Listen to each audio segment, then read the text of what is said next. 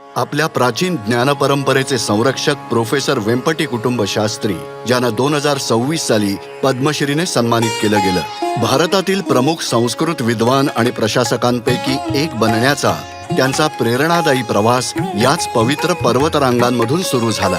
या प्रवासाची सुरुवात तेव्हा झाली जेव्हा वयाच्या अवघ्या 10व्या वर्षी त्यांनी प्रतिष्ठित तिरुमला तिरुपती देवस्थानम वेद पाठशाळेत वेदांचा अभ्यास सुरू केला.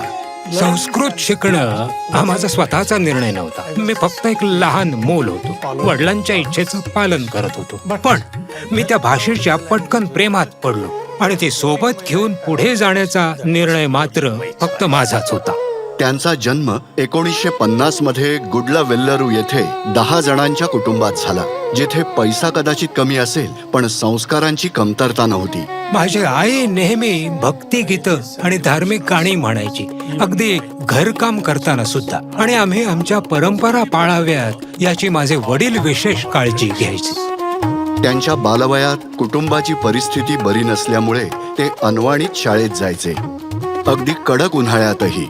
परंतु कोणतीही अडचण त्यांच्या शिक्षणात बाधा आणू शकली नाही.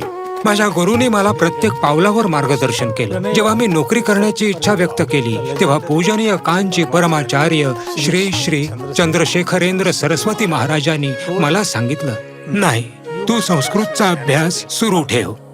PhD पूर्ण केल्यानंतर त्यांनी शिक्षक म्हणून सुरुवात केली, पण प्रशासक म्हणून त्यांचा सर्वात अधिक प्रभाव दिसला.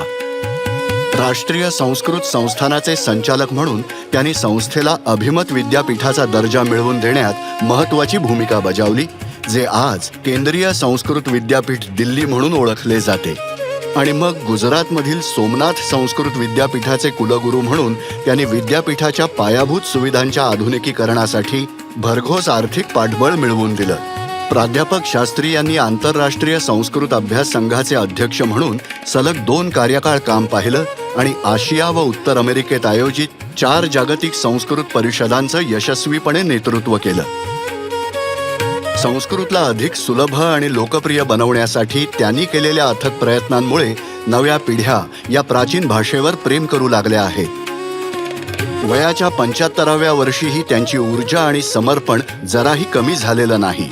सध्या ते श्री चंद्रशेखरेंद्र सरस्वती विश्वविद्यालयाचे कुलपती म्हणून कार्यरत आहेत. फक्त नोकरी मिळवण्यासाठी अभ्यास करू नका. जर का तुम्हाला उच्च स्तरावर पोहोचायचं असेल तर तुम्हाला आवडणाऱ्या विषयाचा अभ्यास करा. मग तो संस्कृत निवडा किंवा इतर विषय शिकताना तुम्हाला आनंद मिळत असेल तर यश नक्कीच मिळेल. प्रोफेसर वेंपटी कुटुंब शास्त्री, पद्मश्री 2026.